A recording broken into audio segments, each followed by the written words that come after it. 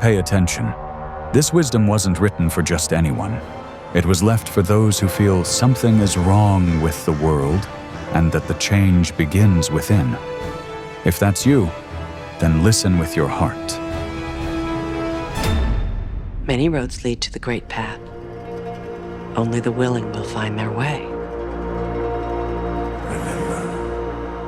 It has always seemed to me that when we begin to study the work of a human being, we become interested in the human being behind the work. Perhaps this should not be true.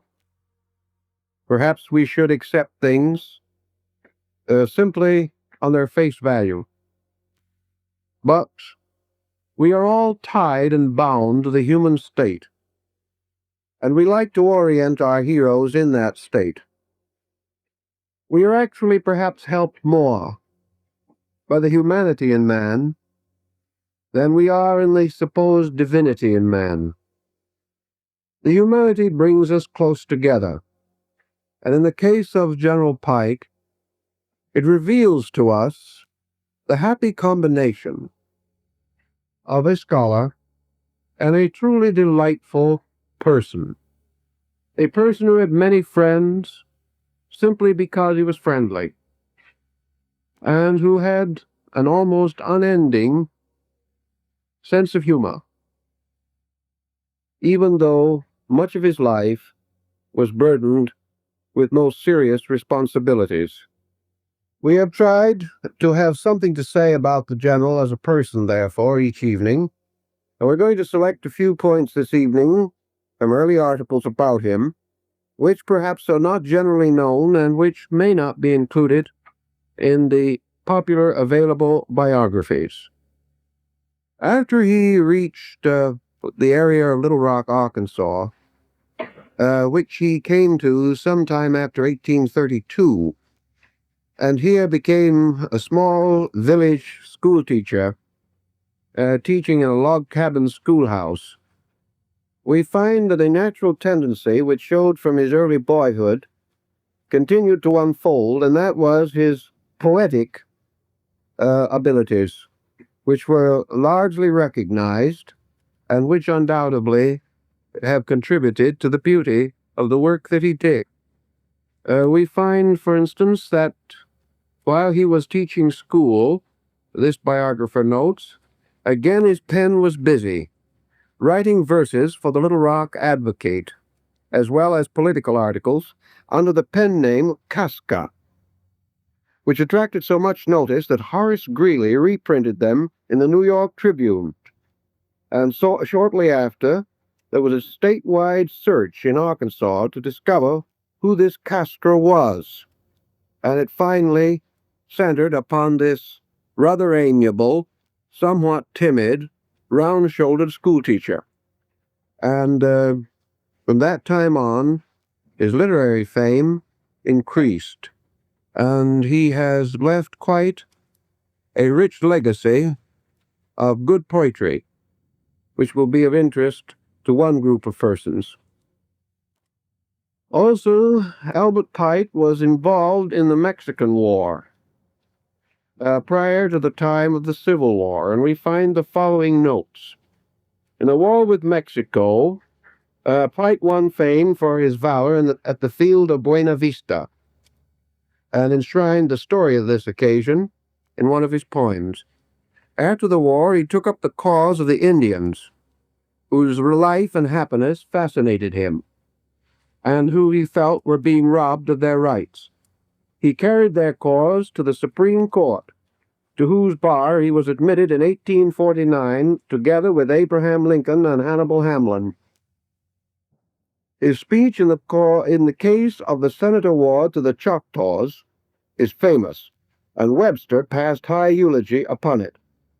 Judged by any test, Pike was a great orator, uniting learning with practical acumen, grace with power, and that imperious magnetism which only a genius can command. Albert Pike was made a Master Mason in Western Star Lodge No. 1, Little Rock, Arkansas, July 1850. And from that time on, we see the forces at work which caused him gradually to turn practically all of his learning in the direction of Freemasonry. He had brought to it brilliant legal background, a good literary background, and outstanding achievements in poetry and essay, and he also brought to it a tremendous personal capacity for research and study.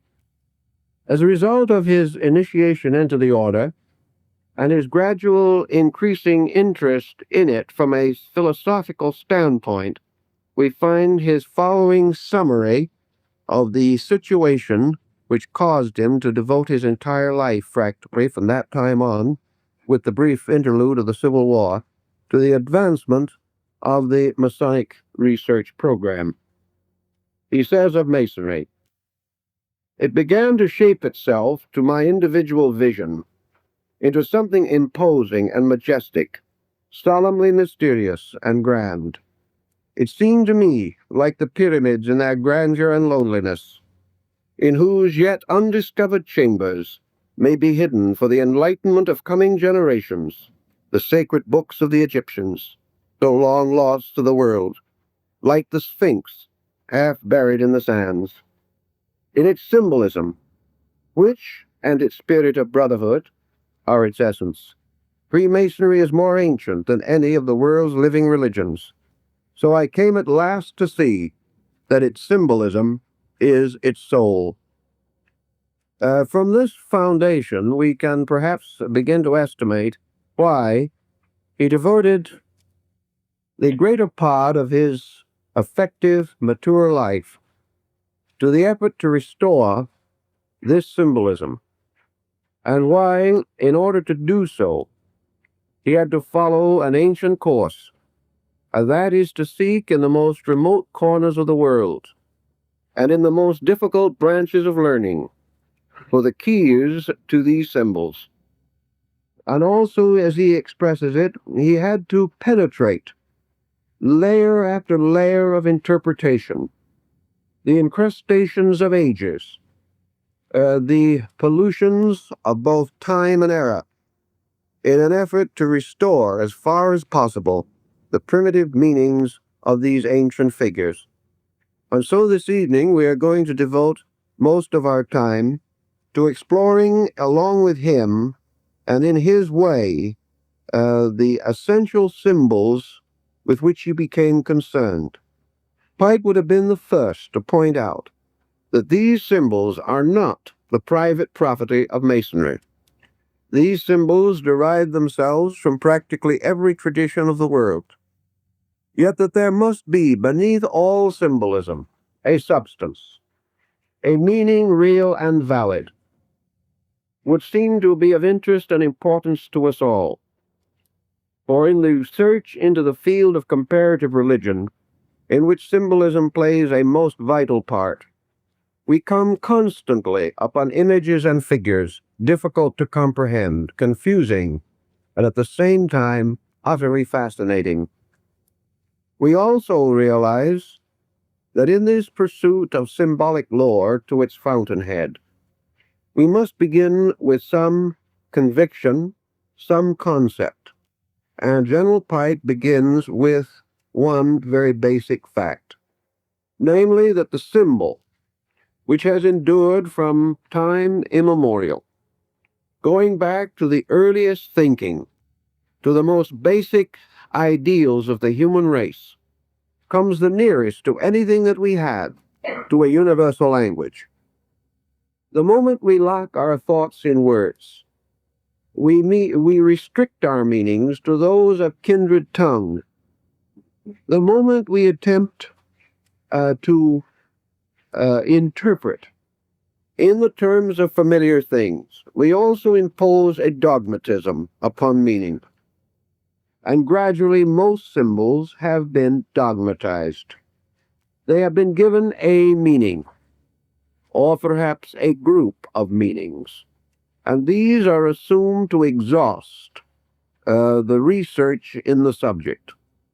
The moment we place a dogma upon any natural growing concept, we blight it with an early frost. We create a pattern of acceptances, a near lip acceptance of terms and words and patterns, presumably exhausted by those who have gone before us. Pike warned of this very definitely. He stated that there may be 1,000 interpretations already known for a certain symbol, but if we are content to accept any or all of them, we shall some way deprive ourselves of the greatest adventure of all, and that is the personal exploration of the idea, the search within ourselves for meaning, and that the language of symbolism invites us all to search for meaning. He next assumes, which I think most of us here would concur with his belief, that not only was symbolism a language, but it was a language about something. It was a language relating to a particular kind of material, a particular level of fact. And the reason that this fact has remained expressed only in symbolism for thousands of years is due to one circumstance, in itself also undeniable. That is, that men have never found a better way of perpetuating these facts than through symbols. And at any time, the full and true meaning of a symbol, done so completely, absolutely, and entirely crystallized, that it could be presented in an irrefutable literary or philosophical statement, the symbol itself would have vanished. It would have no longer been significant. Men do not search for that which is found, but for that which is not found. The individual, therefore, is entitled to assume that the language of symbolism relates to something about which there is no common knowledge, about which there is no other adequate instrument for the perpetuation of certain ideas. What type of material would be, therefore, most likely to be locked in an enigma, to be concealed behind some form, shadow, or semblance not identical with its own structure or nature? The answer would have to be that it is some kind of knowledge pertaining to things not to be literally seen, not to be factually examined, not available in their full and pure substance, but to be known only through the lengthened shadows of themselves, cast upon matter, cast upon mind, and gradually molded into a fantastic imagery. Such knowledge as this would therefore not be the knowledge that has descended to us in philosophy. It would not be the knowledge available to us in the rituals and formulas of accepted theology. It would not be the type of knowledge that could be expounded in mere mathematical formula or revealed to us completely under a scientific hypothesis. It has to be something in its own nature so elusive that it cannot be captured, and can therefore only be known through this shadow cast by itself. The answer again, in Pike's thinking, is obvious. That which is not available to us in knowledge is simple. It is knowledge itself. In other words, we know about many things, and the substance of very little. We have learned opinions on innumerable problems, conditions, circumstances, but this essential knowing, which might cause the individual with the full realization of the meaning of his words to say, "This I know," this level of knowing is exceedingly scarce. And where it exists, it relates mostly to secondary things. We know that the sun appears to rise. We know the length of days and of hours. We know certain laws of architecture. We know certain ways of analyzing the chemical constitutions of things. By mathematical formula, we can split an atom, but by mathematical formula, we do not know what an atom is. The true and essential knowledge, therefore, is not in its pure substance ever available to man in a natural state. If it comes to him, how does he receive it? He must receive it by revelation, by vision, by intuition, by insight. He must in some way gain it through an experience which he cannot share with others. He may attempt to share, but the moment a knowing passes from him to another, that which comes to him as knowing is accepted by that other as an acceptance, as an opinion, as an interpretation, or as a belief. Therefore, that which we communicate can be believed by others, but that which we communicate can only be known to ourselves. There is this mysterious interval between self and others, and while our own insight may convince us of the inevitable truth of a thing, we also come upon another dilemma. The insight of others give to them different interpretations of the same thing. Therefore, to say I know is not only an indication of penetration, but it is also a completely individual project. The individual can know for himself. He may know that which is necessary to himself. But this knowing, he cannot say, will be identical with the knowing of any other person. He may like to affirm the philosophical concept that if persons come to the same level of insight, they will attain to the same substance of knowing. But as each person is different, it has become exceedingly difficult to assume or to discover even the levels of insight upon which a number of persons may function. The only levels we have available to us are levels of interpretation, levels of believing, and levels of acceptances. Thus, according to General Pike, it would seem obvious that a symbolism which is extended around the world and it descended throughout time to be valid, to be worthy of perpetuation, to hold as it has the admiration of the most learned and the most informed and enlightened of mortals, that this symbolism must deal with these things about which man cannot come to external, factual knowledge. These symbols must therefore relate not to effects, but to causes, not to consequences as we see them, but substances as they exist in the nature of being. He is strengthened in this concept by another point, namely, that the great wealth of symbolism has grown up around sacred matters.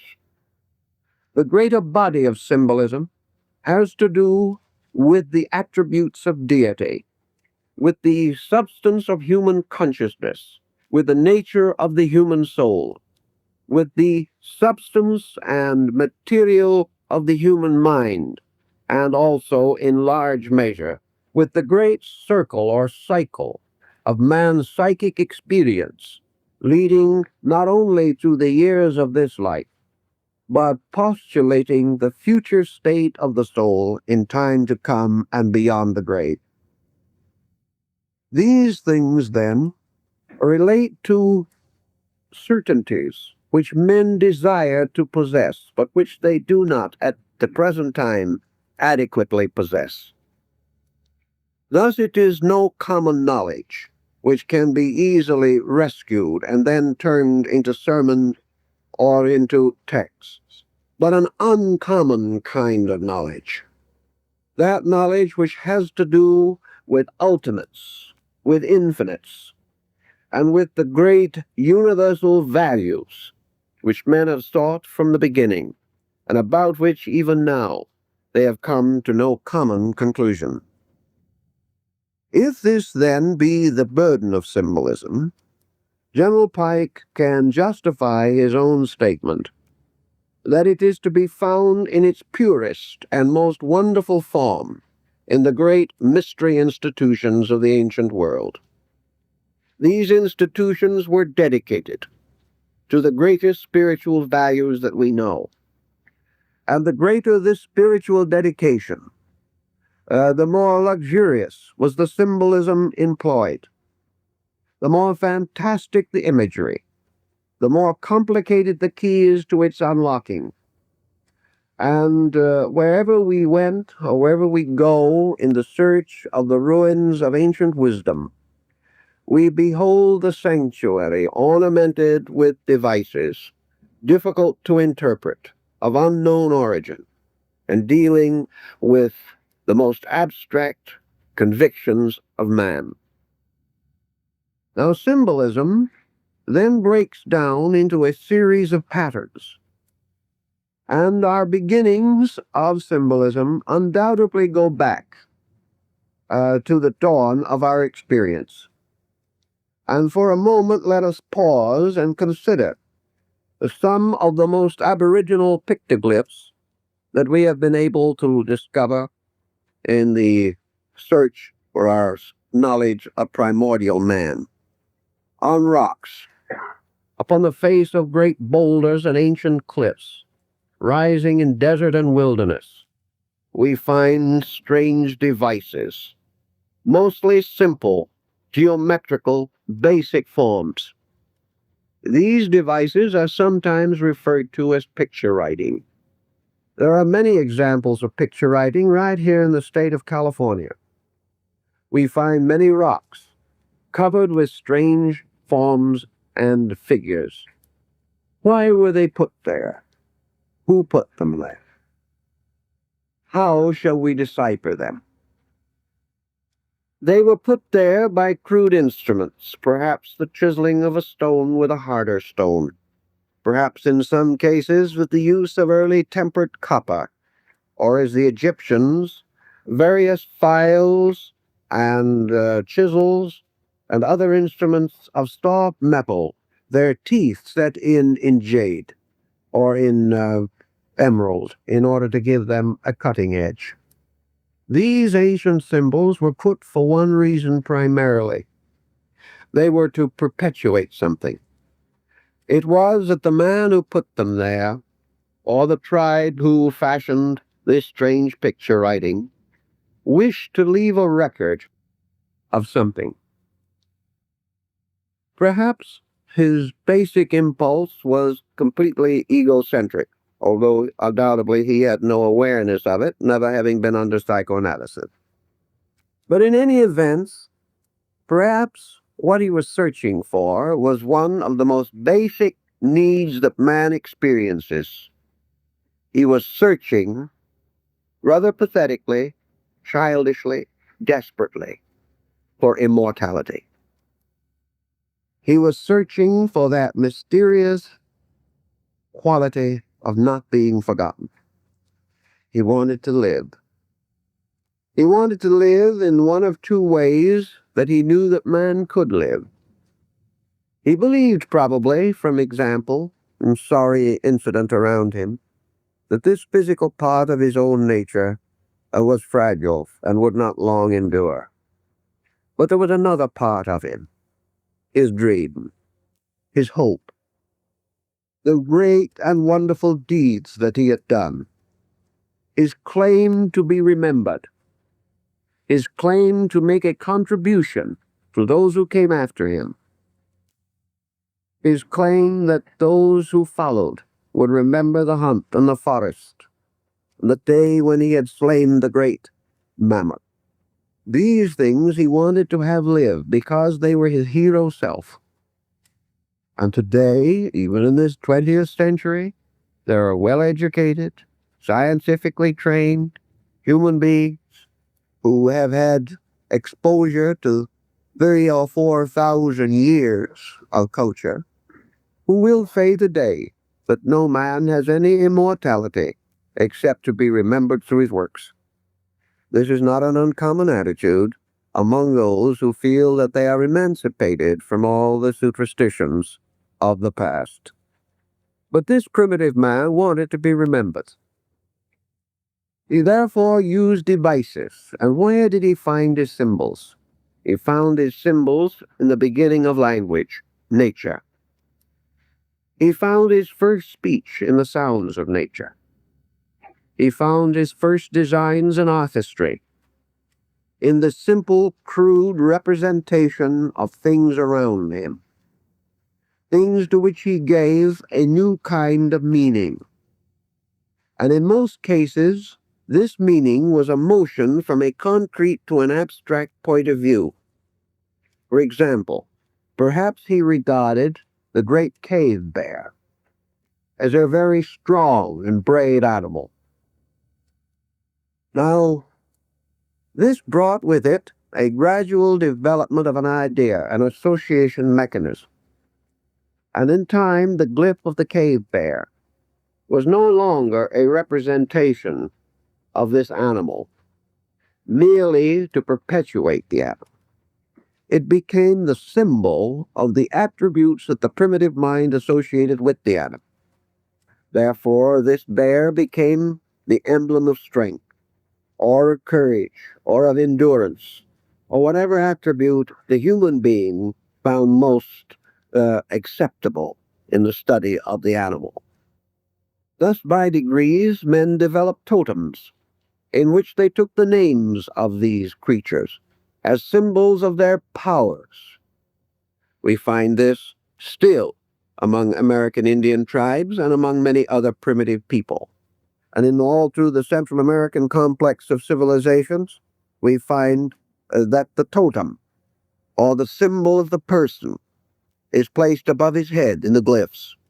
And this is the key to his name and to the virtues which he represents, or to the dedication of his own life, to the exemplification of certain qualities. Thus we see the bear becoming the symbol of bravery. We see the sun losing its actual astronomical meaning to become one of several things. First, light. Second, time. The sun became a symbol of time because it gradually came to be called the figure of day, or days. And primitive man began his counting of days by the number of risings and settings of the sun. For a longer period he chose the moon, and therefore he began to have a kind of simple calendar. Things that were 3 days back were 3 suns back. Things that were 3 months back were 3 moons back. And beyond a comparatively small number of suns and moons, his chronology became rather corrupt. He had no, in early times, he had no concept of longer periods. This came later. But the sun then became the symbol of light. It became the symbol of days. It became an emblem representing insight. It became a sign of blessedness or of good. It gradually unfolded into a sign of wisdom because it was opposed to the darkness of night, which was ignorance. It became associated with integration and orientation, as opposed to the chaos of night. And by degrees, then, each of these natural objects gained a more or less abstract meaning, a meaning which carried it into a world of invisible value. A brave animal can be seen, or a brave man, but bravery as a fact is not visible, except by some action by which it is personified, or some condition which exemplifies it. So the moment man began to think of qualities as apart from physical objects themselves, he had to go into symbolism. He also found various problems arising in the development of his word structures, where he discovered early in life that the most difficult concept to express in some visible form capable of being perpetuated is motion. It is very difficult to indicate motion on an immovable surface. He could not make a glyph that would fly off the surface and therefore be true to motion. He had to create the concept of motion without the object itself moving. One of his earliest experiences in this, as we see by studying the pictoglyphs, is the use of a series of footprints. These footprints indicate a journey. They may also indicate that their beginning and termination, the locations involved. Locations at that time being so crude and rude, we cannot rediscover them, even from the glyphs. But this long string of footprints was not entirely a happy thing. He could try to create the concept of motion through representing his animals and other creatures, as in the ancient caves of France, in motion. But a bison in motion is not really a very happy substitute for a necessary abstract verb. It is not very solutional. Yet he had to have motion. Maya solved it by putting a wing on a noun and making a verb out of it. The moment he added a wing, it symbolized motion. Very ingenious, and requiring a great deal of thought to develop. But he did find the need constantly for creating forms for the expression of values not visible as objects. So out of this early struggle came the rise of pictoglyphic and hieroglyphic forms. The hieroglyph was an organized pictoglyph, and probably the greatest development in this situation is found in the languages of Egypt and of China.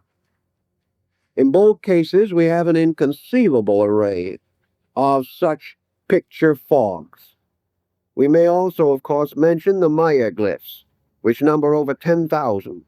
But unfortunately, they are not as easy to use as some of the others because we simply have not yet been able to decode them. But in the Chinese and in the Egyptian, we are in somewhat better condition.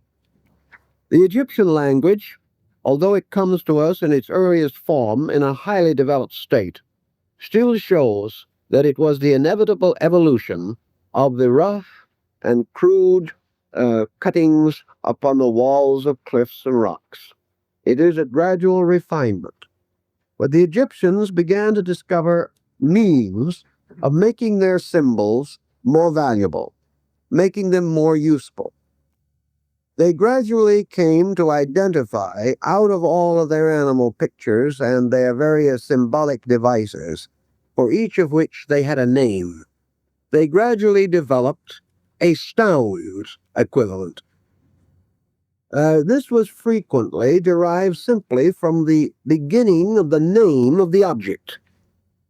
And an object like, for instance, arm, representing the human arm, suggested to them the possibility of the R sound, as well as the complete name. This R sound could be combined with other sounds. Among the Aztecs, it was done more simply. They took two creatures. For instance, they wanted to make a word out of two names.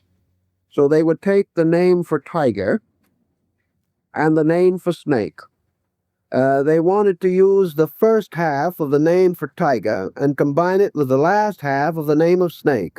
So they made a glyph, the front end a tiger and the back end a snake. And then they proceeded to read it. It gave them, therefore, the possibility of bestowing this glyph as a name upon something. And this is how we read the place names of the old Mexican cities and towns. They placed this glyph in association with a little device called a mound. And when the mound and the place name were put together, it meant a city. If they drove a spear or an atlatl through the mound, it means they had conquered the city. And one by one, these simple devices developed.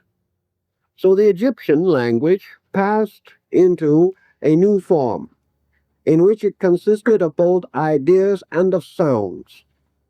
This became rather complicated, but it also gave rise to the possibility of the Egyptian attaining a certain written form in which he was able to express sequences of abstract ideas and use for these sequences hieroglyphs which suggested sound arrangements and by their grouping compounding names of objects.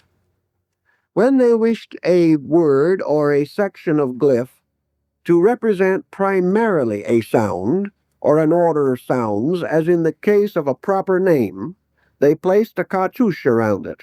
That is, they drew a line around the entire thing, saying this is one word, instead of a series of glyphs. So in most of their manuscripts, we find picture writing, hieroglyphical development and structure, and then every so often an encircled group of characters signifying that these shall be read together to form a name, or to form a proper word of some nature. This went on until gradually the pictoglyphic form began to fade away, and the symbols were not essentially changed, but passed through a condition of human carelessness. This human carelessness caused, finally, these glyphs to be drawn so poorly that as glyphs they were comparatively undecipherable. The individual taking these pictures simply streamlined them. He created a kind of shorthand out of them, using perhaps only the principal stroke of a particular glyph, the one stroke which distinguished it from all other glyphs. And he found that by degrees he could speed up the process of writing, and the hieroglyphical form about the beginning of the Christian era began to drift into the hieratic form, which consists of the loss of the symbol in a conventionalized letter. As this proceeded more rapidly, the advantage of the picture glyph as a means of identifying objects gradually ceased, and the entire process moved into an alphabetic form, with words spelled out to form new dimensions for the concepts to be perpetuated. This also followed definitely in connection with the Chinese method of writing. We find that the original glyphs were very often very close to the object represented. Their little pitched roof character, which is essentially a roof, originally meant a covering, consisting of two lines drawn this way, just like the sides of a roof. Well, that was a covering originally. It finally became very much more involved. The oldest Chinese glyph for horse, for example, has 4 small dashes under it to represent the horse's feet. It was pretty literal. And among the other languages, it is true that the Chinese perhaps has changed less than most others. Now, the Chinese have a symbol for tree, a very simple glyph. Now, they were also concerned with what we might term the plural forms, and how were they going to handle that? If they were somewhere and they found another tree and they wanted to have 2 trees clearly indicated, they followed the line of greatest expediency. They made 2 trees side by side, and that was exactly what it meant, 2 trees. But this didn't end the problem, because it could get worse. Another man decided that he wanted to say that he had just been in the forest. Now, this presented a more or less complicated situation. You couldn't keep on drawing trees all over the page. So the happy idea of the simple plural came into existence. Above 2 trees must be many trees. So they put a 3rd figure of a tree, and the result was forest. Above 2 means forest. A very simple device. And in this way, they had no difficulty in ultimately indicating their meaning. They had many different symbols. When they made the sign of a roof, they then placed a symbol of fire beneath the roof, and a fire under a roof is a home, a place where you live. Another simple problem is that they anciently used for conveyance a kind of a cart. And if you look down on this cart from above, You saw the axle running through the two wheels. You saw the flat, straight edges of the two wheels, and in between, a large rectangular mass representing the body of the cart. This particular symbol was reduced to simply mean center, middle, because it represented the middle part, a central axis moving through something. And this became associated with the original name of China, which was the Middle Kingdom. Thus they went on, by degrees, building up a most elaborate group of writings, multiplying their strokes, increasing their skill and knowledge, until finally they produced a language so flexible that almost any idea which man can express can be rather adequately presented. These things all rose from natural symbolic instinct. The effort to use simple things to express or explain difficult things. The effort to convey a total picture of a meaning and at the same time lock it only in a very few strokes or letters. To do this also, of course, created a kind of association. The individual who knew approximately the meaning to be intended got the complete impact of it, perhaps even more completely than we do with words today. They got the feeling of what was intended. They got a simple and direct relationship. They were not so far removed into polysyllabic forms as we are. And they did not have to rush to the dictionary the way we do, because they had a very quick grasp of the symbolic idea.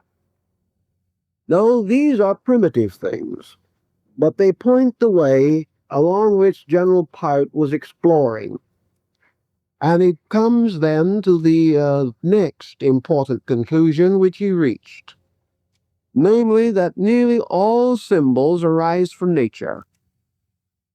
A symbol is a form, and it must be derived from a form. We cannot have a symbol, a picture of anything, unless that picture is derived from something within our world of experience. Therefore, the picture must be the result of man's own eyes. He may add to the eyes certain reasoning powers, but he must first use the eyes. He cannot conceive of a form which does not exist, nor can he make a picture involving a pattern which has no similitude in life or nature. Thus he was forced to derive his language from his world and from the world of circumstances. Pike, however, points out what several other authors have also noted, namely that the selection of these forms and the investigation in the effort to discover appropriate forms for ideas forced primitive man to a most dramatic conclusion, namely that all forms around him in nature are themselves symbols. That a tree is a symbol. A tree is not merely a symbol for man to use. Man is simply taking a more ancient, natural symbol and reusing it. The fact that the tree is itself visible to his eyes is enough to prove that this tree is a visible extension of something not visible. Therefore, man can see the tree as it grows, but he cannot see the principal tree. He cannot immediately apperceive tree as reality. He cannot know the light behind the tree, except by watching the operations of this life as these operations cause the tree to grow, or to in some way modify the various visible values which it exhibits. Thus, nature is itself one vast symbol, one inconceivable relationship of forms, all bearing witness to that which is not form. A number of particulars bearing witness to invisible principles that lie behind all the concept of particular. Thus, the authority of symbolism lies not in man's need for an expressing medium. The authority lies in the divine way of working. The universe itself, moving into manifestation, moves by projecting its own powers through forms, and these forms are symbols of these powers, mathematically, geometrically crystallizing around waves or rays or rates of energy, so that everything that exists is in some way a witness, an evidence, a kind of emblem, standing for a principle, itself invisible. That this principle may be spirit, may be soul, may be mind, may be God, makes the symbolism only the more significant. For here we are confronted with the visible testimony of facts unseen, a kind of covenant by which man stands forever in the presence of his own greatest source of instruction. Thus, as Pike points out, the universe is a great university of symbols, a tremendous school of emblems and devices, through the contemplation of which man comes finally to understand himself, his world, and his creator. Thus, symbolism involves us almost immediately in a series of great abstract values. And the fact of symbol is the first great link that man has with a world of spiritual forces operating behind the visible appearances of life. So the fact of symbol becomes the validity of symbolism. It becomes the proof of the meaningfulness of the entire concept. Man creating symbols, therefore, derives them by bestowing upon forms and likenesses already existing and already having meaning, other meanings according to his own qualified understanding. Therefore, he takes emblems having an absolute meaning, and he gives them a new relative meaning, in order that he may use them for the extension of his own awareness in some direction or under some condition. If, therefore, the Chinese makes a glyph for the home, consisting of the combination of roof, fire, and the woman symbol, he is therefore expressing a basic concept. These devices are not home, nor are we to assume that he is merely attempting to establish the concept of a house. He is working for something else. He is working for the moral and emotional overtone of home. He is looking for its spiritual value, its ethical implication. And thus he captures in these basic forms ideas which are in harmony with his own insight.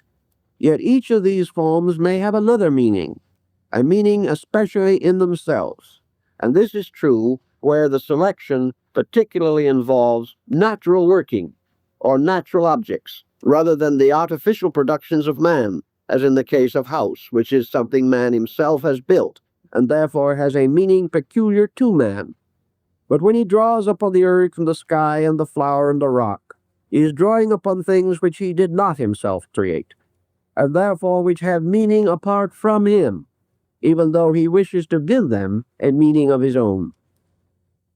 In this way, symbolism has gradually associated itself with an infinite diversity of interpretive factors.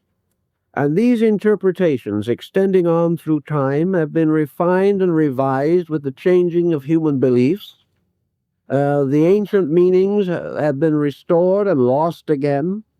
And finally, new meanings have been imposed upon ancient substances which no longer seem relevant. Man, however, hit upon one other happy device in the development of symbolism. He knew that he was concerned to a measure with the restricting circumstance of literalism. There was always the deadly danger which man faced, namely that in the field of learning, if he drew a picture of a tree, the student would be satisfied to say this is a tree and feel that he had solved it all. If, therefore, he surrounded the man primarily with only natural symbols, the human being would be almost in the same condition he would be without any symbols, because there are enough natural symbols forever around him. He sees the alternations of day and night, he beholds growth, he beholds all the strange and wonderful workings of natural law. These are his heritage. Therefore, to merely reproduce them for his intellectual advancement would scarcely attain its end. He would only be using a crude substitute for a nobler original. But man discovered, perhaps through his sleep consciousness, through dreams and other things, that he could introduce an element of fantasy into the representation of these forms. He could create a class of forms called composita. He could make a thing unworldly by putting together natural emblems and symbols in an unnatural relationship. He found, for example, that as long as he drew pictures of men to represent his gods, the tendency of the people was to come to the conclusion that the gods were men. It read downward instead of upward. Instead of conveying the impression, really, that man is a god, the reverse became the common acceptance. But when, as in the case of the Egyptians, the human head was taken off, and the radiant, globe-clutching scarabasaka was placed on the shoulders of the human body, so that it became a human body with a beagle's head, the inevitable result had to be that the mind could no longer search in its experience for a living example of this. It just couldn't do it. Or when they placed the symbol of the head of the Apis, the bull, upon the shoulders of the god Osiris, this Horipus, or this deity, could not be found among men. It represented a departure. Here we had now a fantasy. We had an unworldliness bestowed by distortion, or by the creation of an unnatural combination, leading to the recognition that the symbol had to do with something not of the common experience of man, but dealing with something else, something that could not be so easily interpreted and would have to be examined and explored upon a mental level or upon some plane of insight superior to that of ordinary mortals. Another simple way of doing the same thing was to disproportion the sizes of things, a very common practice, for example, in East Indian art. Here a great sage, teacher, or one of the deities is represented as a colossal figure, and the human disciple or student as a very small figure kneeling at its feet. The great figure thus became a symbol of unworldliness, a giantism, which elevated it beyond the common experience of man. Such perhaps was the tremendous subtle influence of the Olympian Zeus, this monumental structure, this tremendous figure, or the great standing figure of Helios, the god of the sun, that stood at the gates of Rhodes and has been preserved for us under the name of the Colossus of Rhodes. But by great disproportion, by great enlargement, an unworldliness was also created. begin the refinement of things so as to create an unworldliness. Might mean a creation of so sensitive, so truly and completely beautiful a thing, that no equivalent could be found among men for it. Thus sublimity was used as a means of exaggeration. As Leonardo and Michelangelo realized and exhibited later, also the dynamic of the so-called heroic proportion, or by the voluntary and intentional distortion of the anatomy or structure of the human figure. This figure became symbolic of something not human, something either superhuman or subhuman, something beyond our immediate ken of comprehension. A great study was made, for example, of the familiar figure of Michelangelo's Moses. And it has been pointed out that if this figure should stand up, it would be the most disproportioned piece of art perhaps produced by a classical master. The parts of the body are not in proportion to each other, but the compound effect is one of great majesty, of great force, and of a measure of patriarchal unworldliness, an escape from the literal, an escape from the obvious, into the expression and overtone through one kind of artistic subterfuge or another. Thus the symbol, in its simple language, began to take on many different aspects. Particularly, early man was interested in disentangling it from literalism and trying to use these familiar objects in a manner which would not convey merely a trite and familiar meaning. The symbol also gave rise to many other devices. It gave rise to emblems. And emblems, as pointed out by Quarles in his work on emblems, were really originally moral pictures. An emblem was a moral representation, gradually becoming more and more stylized until it became a device, became a kind of reminder of quality rather than an actual picture of it. During the 17th century in Europe, there was a great number of emblem writers. These writers moralized upon practically every symbol, device, work of art, statue, jewel, fabrication of antiquity that we know. Every one of these had to be interpreted to have some bearing upon the moral need of man. The purpose was to produce the good man, or to remind the individual of moral virtues by simple pictures. These books, of course, were largely worn out by children because young people received most of their early schooling from these old emblem books. Another type, of course, that also came into prominence was the gradual development of the word emblem.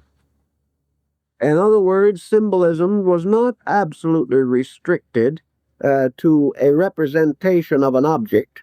It could be associated verbally with the descriptive. Groups of emblems have been closely associated with sects and creeds that have made use of the emblem in one way or another in their teachings. And this part of the teaching has become so familiar that the picture is used as substitute for the reference to the factor involved. Religious emblems that we remember immediately, of course, bring to mind the Christian cross, which is associated with the most dramatic episode in the life of the founder of the faith. We find that in India and Buddhism, for example, the chakra, or wheel with 8 spokes, the Noble Eightfold Path and the wheel of the law, has become practically a universal symbol for Buddhism as a religious philosophy. It has gained the same general acceptance that the cross has in Christianity. Perhaps equally important in the Judaistic system is the sacred name, formed of flaming letters, which has also a great sacredness. Perhaps the outstanding religious emblem of the Jewish people is made up of the two tablets of the law, bearing letters or characters signifying the commandments. In Islam, the great symbol is the crescent of the planet Venus, which has to do very much with the development of their faith. And this has been universally accepted among Muslim states. Among Hindus, the most common symbol is the Omkara, or an elaborate device formed of the letters of the sacred name. These devices we generally recognize today as the trademarks of religions and faiths. In China, Taoism, of course, is represented by the yin-yang symbol, or the two hemispheres interlocking, the light and dark hemispheres of a circle. All these emblems have, therefore, gradually come to be identified with great systems of thought, and they become immediately able to stimulate in us a basic grand picture of a doctrine, of an idea, or of a way of life. These are the more simple explanations, however, and we must still penetrate into that field of research in which Pike was most concerned. He came to the conclusion that there was an essential and valid language of symbols, an alphabet of them, that while in various nations they were somewhat modified, still there was a great body of symbolism, essentially sacred, and essentially dedicated to the perpetuation of knowledge without revelation by word. Therefore, the communication of certain secrets from age to age, from time to time, was accomplished by means of symbols, even as the ancient craftsmen in the days of the cathedral builders of Europe, each marked his stone with his master's mark, a mark peculiar to himself, and being the same permanent record that the primary man or ancient man carved so crudely upon some boulder. This record of the master's marks also extended throughout the world, for the same marks that are found on the cathedrals of Europe are also found on the Taj Mahal, on the Qutb Minar at Delhi, and upon the great monuments of the Hindu and Muslim world. Therefore, this practice of marking goes on throughout the world. And these marks that were on the cathedral stones of Europe are almost identical with the caste marks worn on the forehead of various Hindu sects, the members of the sects. Thus, this language of basic idea has spread to become perhaps the world's most simple means of the perpetuation and communication of secret knowledge, of knowledge hidden in cipher, in code, that these symbols form an elaborate cryptogram. The only difference being that instead of finding one simple easy key which unlocks it, the keys were lost in the debris of the ancient world.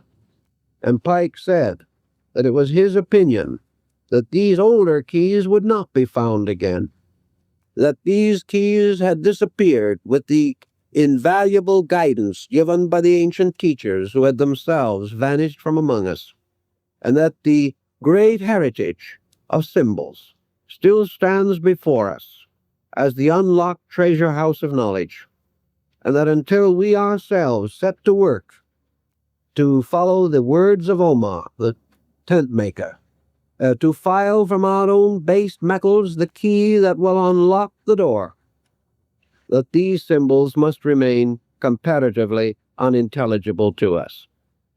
Assuming that there may be a certain validity in this, and I think there is a very great validity, what are we going to do when it comes to our turn to attempt to penetrate these symbols? We have, first of all, to answer a simple question, perhaps, and that is, just what is the vitality and life within a symbol? Is a symbol a living thing, Is it a dead thing? What is this symbol? It is some kind of a formula. It is power locked in a picture. Perhaps a very crude picture, and perhaps with only a very few lines. But still, it is a power locked in a picture. And why do we say that it is a power? Because we say that in some way it is a truth, and that a truth is always a power. For a truth is the power which enables man to achieve his great victory over ignorance, in some particular, in some way, or upon some level of function or understanding.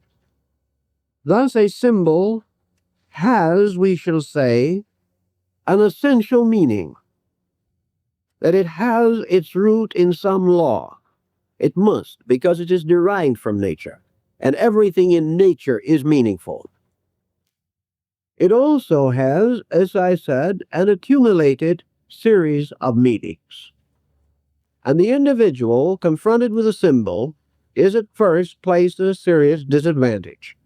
We will imagine that for some reason and in some way you have wandered into the ruin of some ancient Egyptian temple, and there, half buried in the sand, among the wreckage of time, you see graved upon the wall of that room, in strange, deep cuttings of abstract artistic merit, a strange and powerful device, a symbol. What the symbol is for the moment is unimportant because its name is Legion, but that it is an arresting device, we will admit. Perhaps it came down to us from Talamara and the strange, pathetic reformation of Akhenaton over the faiths of Egypt, this strange mystic living in a world of symbols. But whatever it may be, there it is. So what will you do with it? Well, if you're inquisitive, the first thought you probably will have is to look in the guidebook quickly and see whether somebody of note and importance hasn't seen this before and has a nice, pat explanation that will require no further mentation on your part. So perhaps if you are more fortunate than most tourists, you will find it in the guidebook. The general experience is, however, that you will find everything else. That particular emblem, some way, escaped attention. But assuming that you do find it, you will then find what Maspero thought it meant. You will find what Petrie thought it meant. You will find a learned opinion by Piazza Smythe, the old Astronomer Royal of Scotland who was in those parts. Perhaps you will find a very erudite description by Lepsius, or you can find a little more in Wilkinson's Manners and Customs of the Ancient Egyptians, or in one of the admirable handbooks of Sir A.E. Wallace Butch. You will get some kind of an interpretation, probably, if you look far enough. But what will you get? You will get the same type of interpretation that was based upon the learning or scholarship of that school of Egyptologists that has risen since Champollion and which has dominated the field ever since. They will tell you all they know, but what they know will be based largely upon Egypt. Well, Egypt in the days when that symbol was cut also had a great deal of knowledge about its own time. Probably it knew more about its day than we will ever know. Had this symbol then simply been a trite representation of something already known, it probably would not have been placed there. The Egyptian only put it there in the first place because it represented something that he could not reveal in any other way. Something that meant something inside of him, not just merely the perpetuation of ornate devices which were everyday knowledge to himself, even though they may be extremely mysterious to us. So a great symbol was a great symbol in Egypt at the time it was placed on the temple wall, just as much as it is a great symbol today. And it is quite possible that thousands of Egyptians went by that symbol during the great period of the dynasties, and they did not know what it meant. Or it may be that it was anciently the wall of a sanctuary, where an initiated priest in his mysterious robes of blue and gold and wearing the great gilded triangular apron of his sect brought the neophyte, and there attempted to unfold for him some strange and recondite meaning for this emblem. But one thing is sure, the emblem is not going to be easily unlocked. It is going to fight to hold its secret, just as much as you may fight to take that secret from it. As Pike said in his little article I read to you, each of these symbols is a kind of sphinx, and each one who comes into the presence of it and tries to solve its riddle is also a kind of Oedipus. And this Oedipus must either solve the riddle or perish at by the cruelty or the strange device which he has been unable to fathom. So we come into the presence of the symbol, and we realize that it represents design, that perhaps, like the famous old Etruscan frying pan, it was a masterpiece in higher mathematics, and that only by a mathematical code can we decipher it. But then when we have deciphered it, we lift a veil only to find other veils behind. How then shall we approach the symbol? Shall we approach it only with the hope that, or perhaps even the fear, that we shall discover that the Egyptian knew as much as we do? Will we approach it in the possibility that it may contain some interesting and novel formula that we can dramatize or fictionalize in our way of life? Probably from any one of 100 reasons. If we glance a second time, we will continue to ponder the symbol. What then is our answer? We have some reason to believe that it was put there by someone for a reason and a purpose. That man could know us, or would have any great or powerful interest in our way of life, is rather unthinkable. Man looking at the symbol is not fulfilling it. It is not merely intended to draw out of him the experiences of his century. It is interesting to see, however, to what degree this symbol becomes a drawing power, and may also draw out of the individual levels of knowledge that he did not know he possessed because he had never before been subjected to a riddle. A riddle forces the individual to probe within the recesses of his own knowledge, seeking for something that at least has a bearing on the problem, or a clue, or some association, by means of which the unknown becomes intelligible. But even if he does this, and he does it thoroughly and painstakingly, he only arrives at a certain formula of his own, passes on, his place is taken by another man who repeats the process. Each, because of different experience, comes to a somewhat different conclusion, and the symbol is consequently always a mirror, reflecting that which is within the beholder, casting back himself upon himself. But its own inscrutable mystery is still utterly locked. Therefore, this attitude is not entirely satisfactory. So the symbolist, and Pike belongs to that group, points out that in order to break the symbol, in order to actually penetrate it, it is not possible merely to make a photographic reproduction of it in our minds, or to battle out our brains against its strange and fantastic construction. There has to be another way. There has to be something else. And that something else implies the possibility of the individual becoming receptive to the total impact of the symbol itself.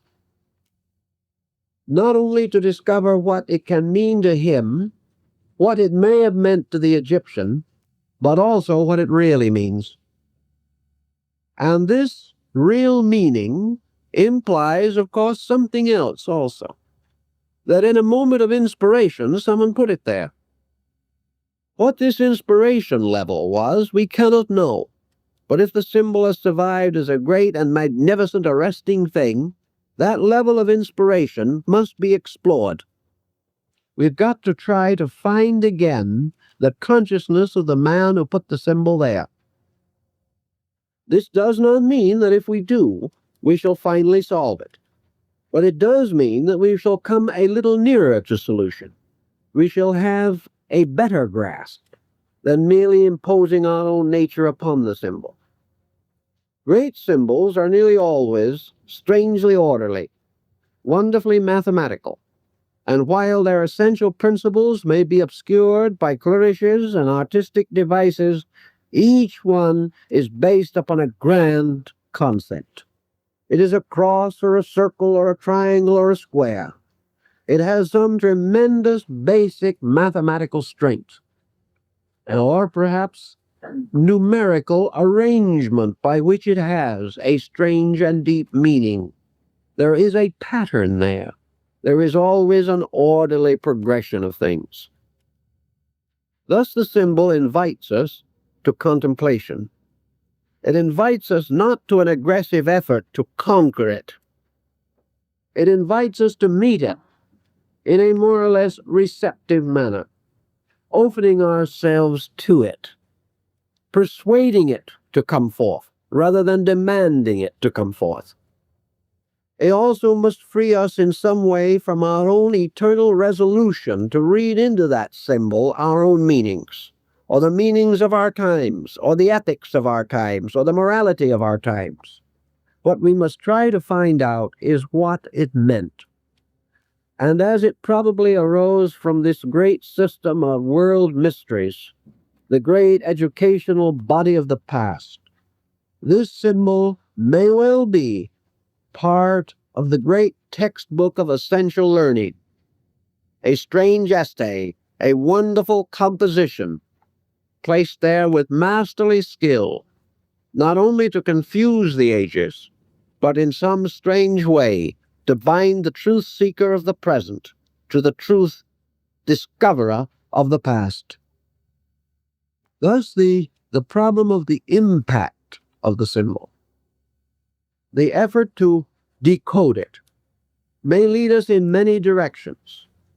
As Pike points out, one of the first things that a good symbol does for us is to show us how ignorant we are. And that is an admirable beginning for something. It suddenly reminds us that the common knowledge that we have is not very valuable in an uncommon situation. It further also reminds us, if we think a little more, that the common knowledge that we have has very seldom been sufficient in any situation. That we are dying of our common knowledge, and that unless we do something about it, we shall continue to die. Thus it behooves us to explore the symbol. And the moment we start on it, we are dedicated to the great course, the study of primordial man and his search for light. We must, to a certain degree, have the same experience which Pike himself had. Drawn into Masonry by the rather natural circumstances of the time, he became aware that he stood in a great palace of symbols. Gradually it dawned upon him that these symbols were the soul of something, that this organization which he had joined was not merely a body of persons tied together by dues. It was a symbol of something. It was something that tied into a challenge that could only be solved in one way, and that was by the attainment of universal enlightenment. That symbol would always be there, pointing a strange, abstract, accusing finger at the individual, solemnly pronouncing his ignorance, until that symbol itself was completely and entirely unfolded. And to search through these symbols is a very valuable experience for persons in practically every walk of life, because this temple, with its numerous and wonderful tracings, is only a miniature of the great temple of the heavens, the temple of earth, the temple of the world, upon the surfaces of which are innumerable wonderful patterns, designs, and figures. Men must read these figures and live, or remain ignorant of them and die. Life is just that simple. Either man must solve the riddle of nature, the riddle of the great Sphinx that sits forever on the threshold of the unknown. Man must solve the riddle of himself or die. He must solve the riddle of universal law, achieving an obedience which will enable him to live, or else he will die.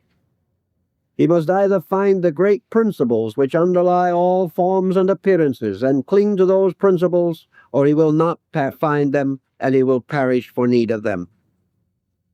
So our great search for these symbolic insights forces us to begin the long and perhaps arduous path that leads man from the appearances of things to the essences of things.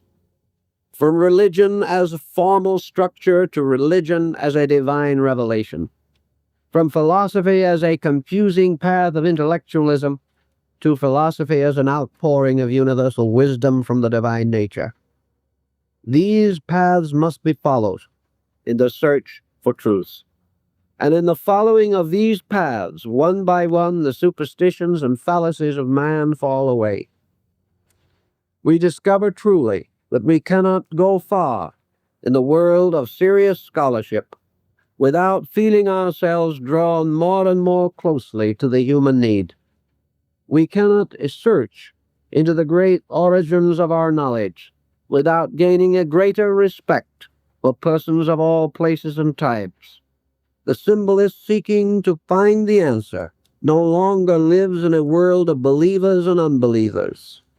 He no longer belongs to a world of those of the true faith and pagans and heathens. He lives in a world of individuals, each of whom is tracing the symbols of his faith and trying to find at the source of those symbols the certain and sure fact which is the root of faith. Thus universal knowledge gradually opens. And in every field of life we use the symbols of our trades and our professions as ways of discovering the nature and substance of ourselves. Arts and sciences are of very little value if merely accepted for themselves.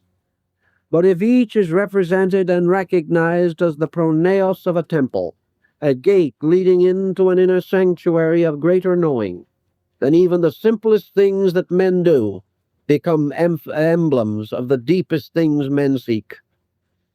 Thus the body becomes the emblem.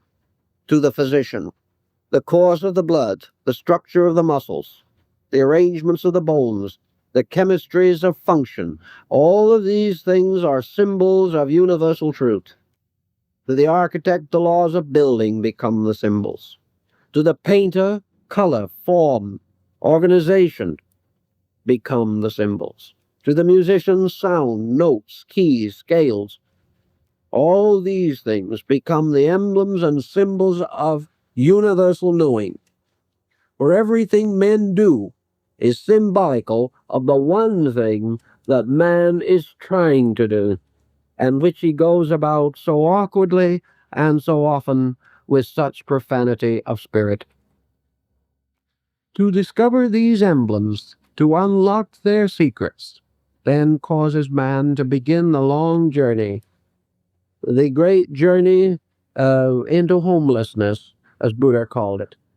This journey that goes on and must leave behind by degrees everything that has been established as a fixation, as a point, as an inevitable. One by one we outgrow our own ultimates. One by one we pass beyond the smug certain boundaries of our own particular worlds, to go out into homelessness, to go out into this state which is seeking only truth, and which cannot find this final form in any place along the path, but must rest a while with some opinion and doctrine, and then pass on into the wilderness again, seeking for that which is beyond words or description. Thus approached, the symbol becomes a tremendous dynamic, a way of leading all human beings into causes and paths of personal growth.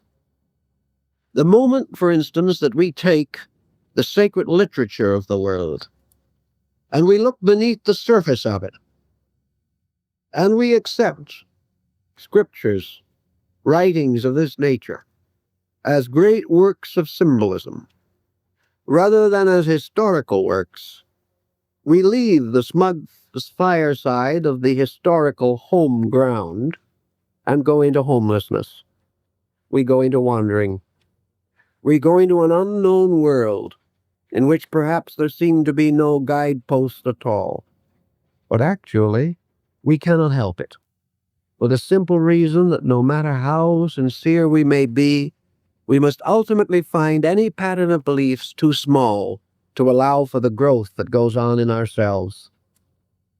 Now, when we say that we pass on from one level of symbolism to another, Pike points out to us also that these levels do not deny each other.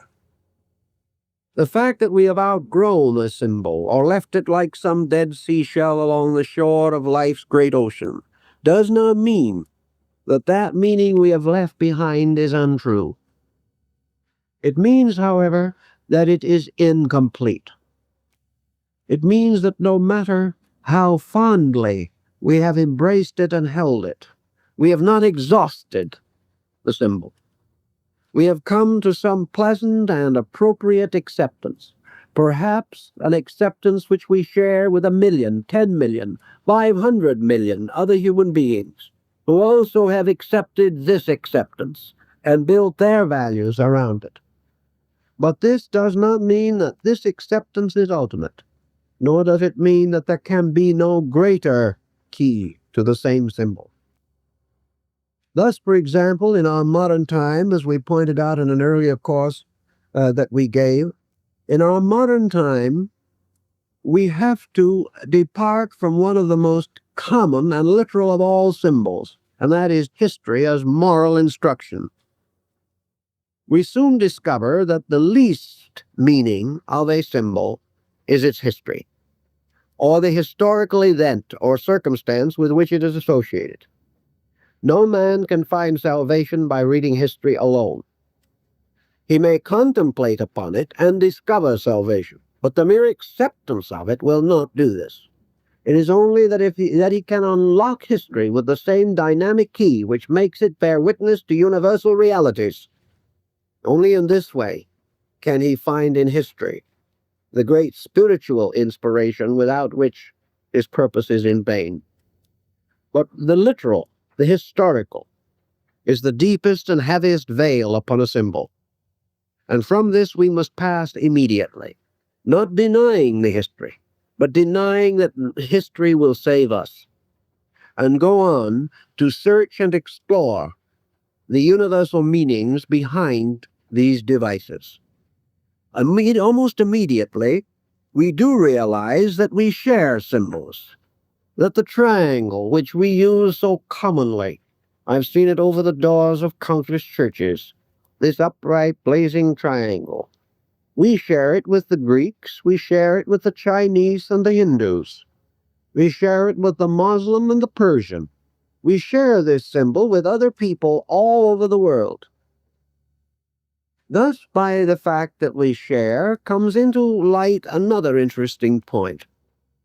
Great philosophical, religious systems of mystical symbolism are in many cases emphases. They are not separate revelations, not religions apart from all other faith. They are man's search for truth, held within a framework of time and place, and subjected to the environmental limitations of race, of nation, of political histories, and many things of that nature. But the principles behind these faiths are unfolded peculiarly according to the need of certain peoples under certain conditions and under certain pressures. It may well happen, then, that it will require all of these faiths, and then more, to unlock the meaning of the simplest symbol. It may mean that in one emblem, we shall have to go through a dozen faiths in order to begin to perceive the law and principle that underlies it. Now, these faiths in turn may be exhausted, and we may still not come to the very essence of the symbol. because the essence of the symbol, like the peculiar meaning of a dream, is extremely elusive. And as the modern psychologist realizes, these symbols arise from very deep psychic pressures within the collective or folk structure of humanity. But assuming that we have studied, that we have begun to explore these things, along this way of searching, we make many other discoveries. And in the search for essential truth, the byproducts are almost as important as the product itself. Because along the way, we gain admiration for our fellow men. We gain understanding of their searching. We gain inspiration from the great and beautiful truths that they have discovered. We gain fellowship with them in the simple problems of their living. And we move inevitably from a purely intellectual position to one of the deepest compassion and emotional acceptance of things that perhaps once were strange, difficult, and unknown to us. Thus, one of the great results of an honest search is the discovery of friend, the discovery of brotherhood, the discovery of the bright power and purpose of working together for these great ends, which we have none of us yet fully attained. Therefore it is not that one shall lead and others shall follow, but in the search for truth we are all brothers, searching together for that which is beyond us all. Consequently, our small jealousies and our petty prejudices can dissolve when we realize that we all bear approximately the same relationship to the sovereign center of truth, that one does not possess it and is passing it out to others, but that all, possessing parts of it, are searching for all of it, and sharing the parts together advances the search for totality. So we go on in these symbolisms until finally we come to what might, as Pike pointed out, be the greatest key of all. Through learning, we advance our course a certain way, but the course itself cannot be completed until the individual himself, who is the truth seeker, recognizes the sovereign importance of so adjusting his own nature and disposition that he is capable of a knowledge beyond his present state. Thus, Pike points out the great systems of disciplines, advocated in the Eleusinian, in the Hindu mysteries in China, and in all parts of the world. Namely, that insight, true insight, arises from conduct. That true knowledge is not possible to the ignorant until certain other things have been achieved. Consequently, the search for the symbol, the tremendous invitation of this riddle, the progressing of it along natural and reasonable lines until we are finally frustrated, beholding a great spiral staircase rising as in the wonderful table of Thebes.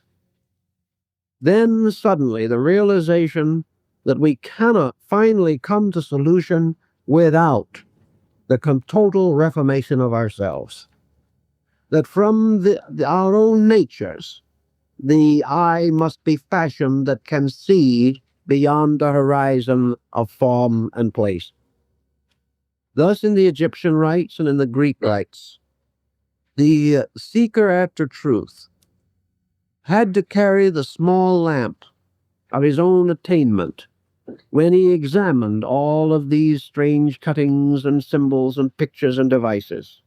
Without the lamp of his own soul, without the light within him, the meaning could never be found. So we come back to the simple concept as taught by Jesus and Buddha and many others, but with a new meaning, a new degree of value, namely that the truth seeker, in order to attain, must place himself under the laws which he seeks to understand. Until he makes this personal consecration or dedication of his own nature, he cannot have the insight necessary to see. So in the great structures which use these symbols originally, discipleship always preceded acceptance into the mysteries.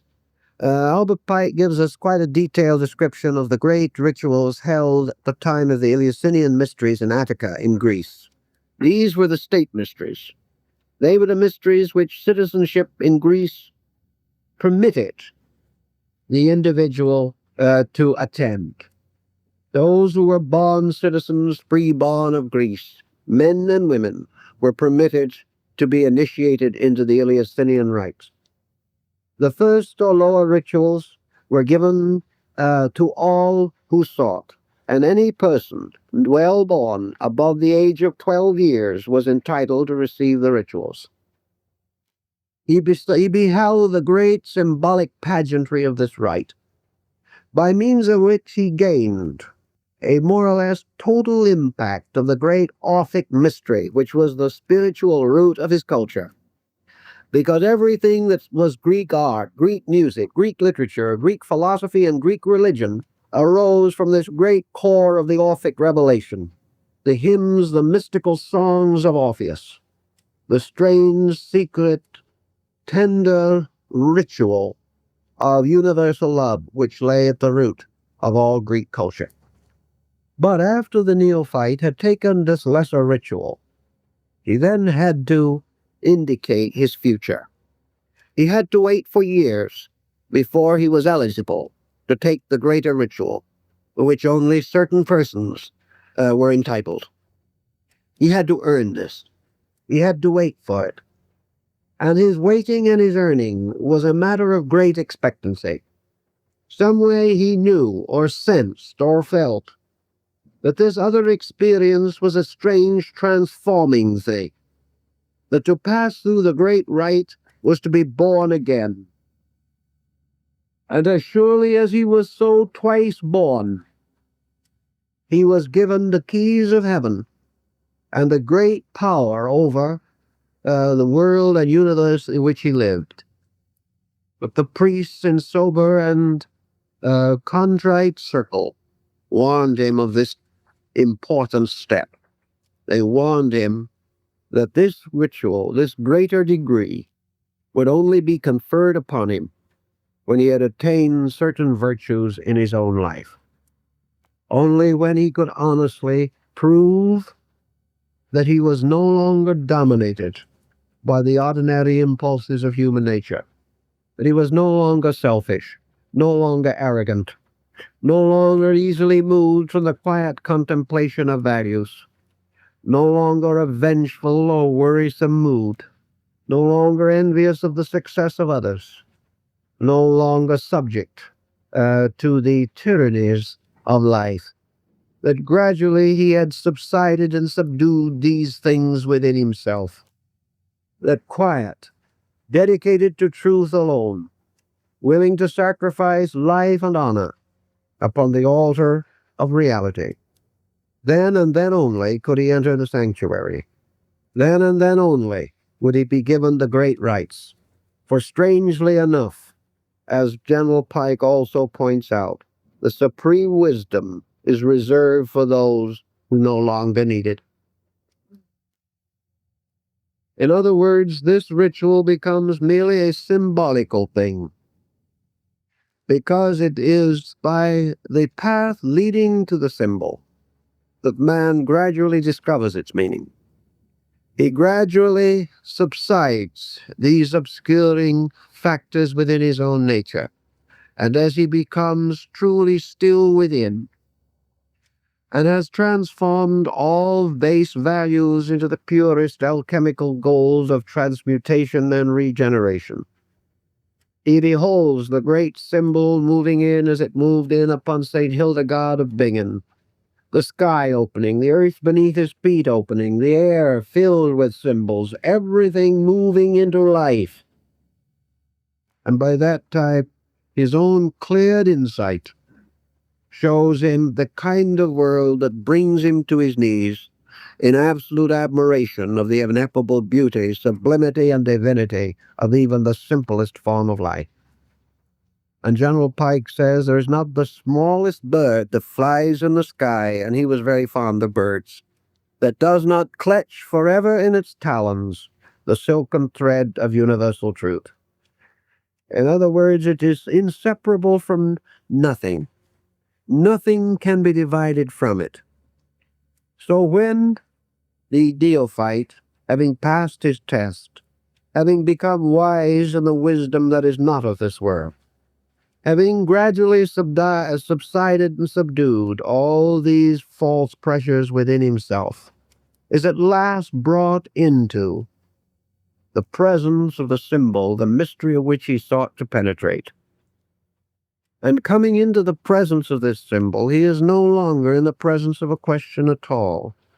He does not say, "Now I know what it means." He does not say, "This line means this, that line means that, and where these two come together means another great and vital point. I am overjoyed. Now I will go home and live with my symbol."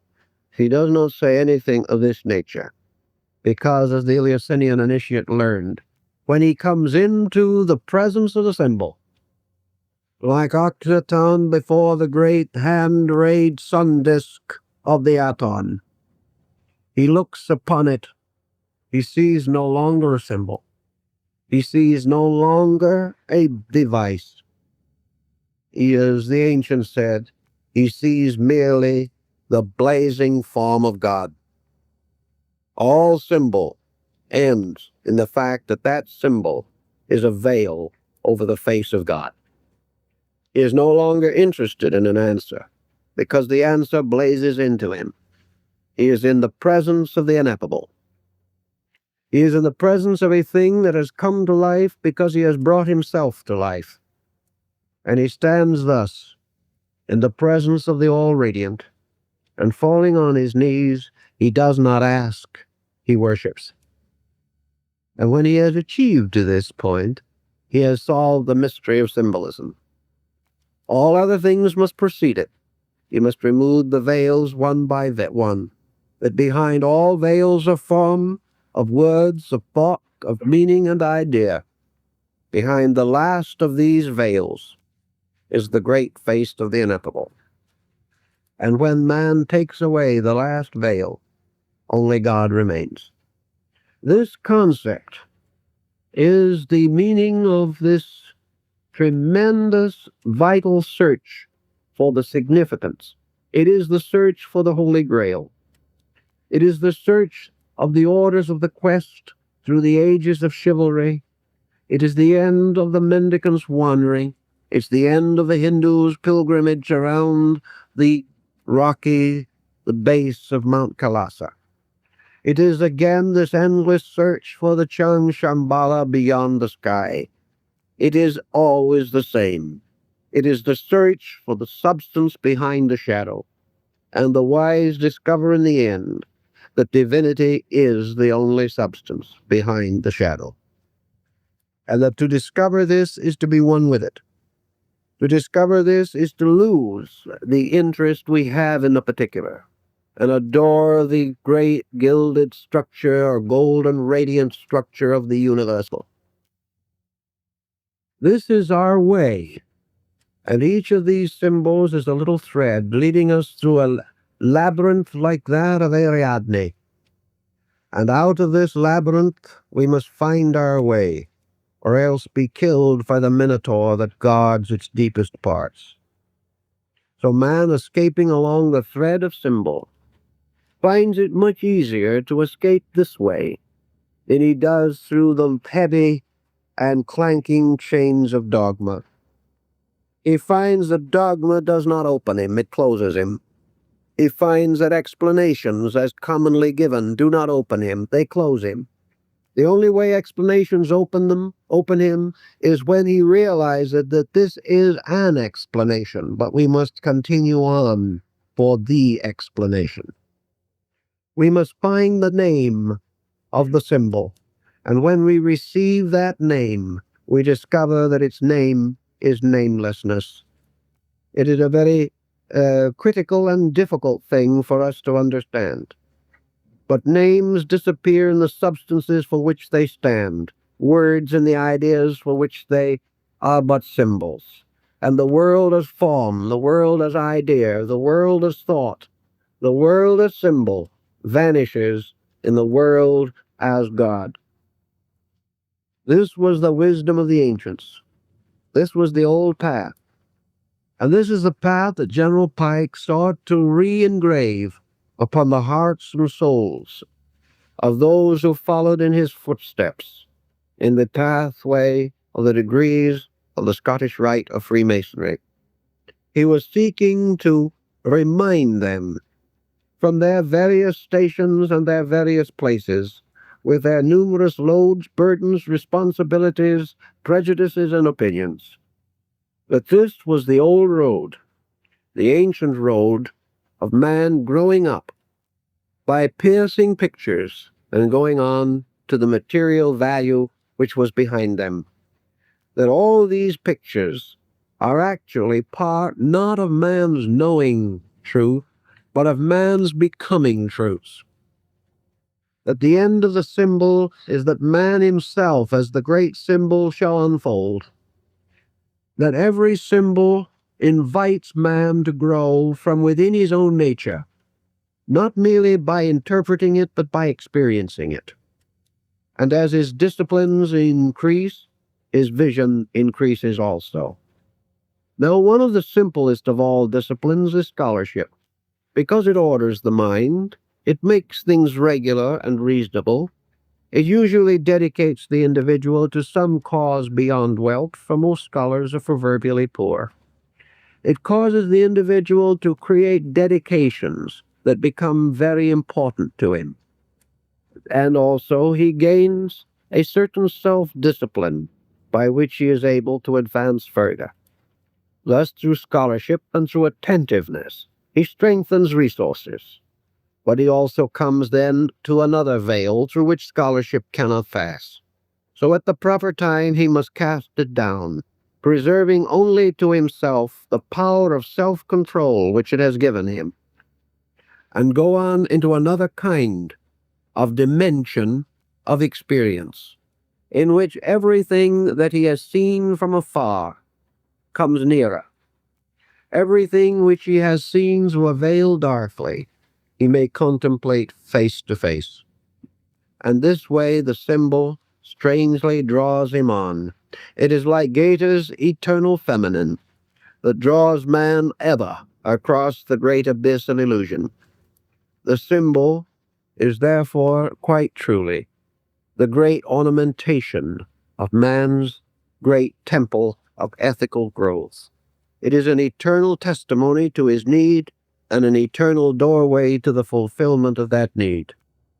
Pike would then not be incorrect when he said that the great wealth of a society or an organization lies in its symbols, that these are its locked soul, and that these symbols can not only unlock them themselves, but they can unlock the souls of those who seek to understand, and therefore bridge this strange and incredible interval between appearances and substances. Thus, in the world of symbols, let us be mindful, and let us also recognize the importance of finding that in the end we may say, "Now I know." And then if we are asked what we know, we must answer, "I do not know." This thing that is found as a total experience.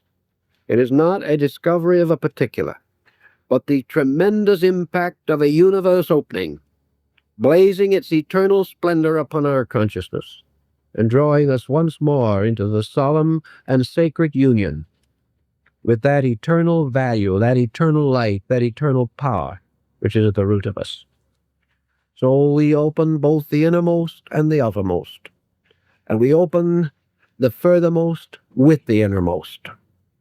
And as we unfold utility, the mystery within ourselves, we see its blazing likeness unfolding in the symbol before us. It is the great concentration symbol, the great mandala, which locks the world.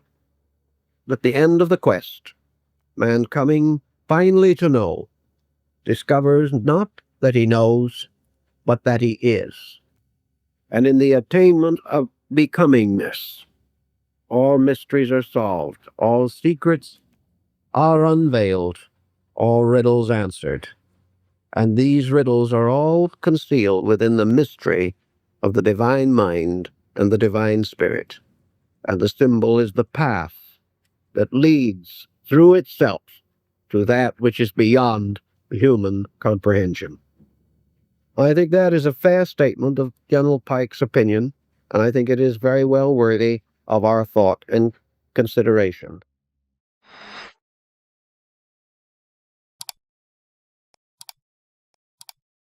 One cannot reach enlightenment by running from death.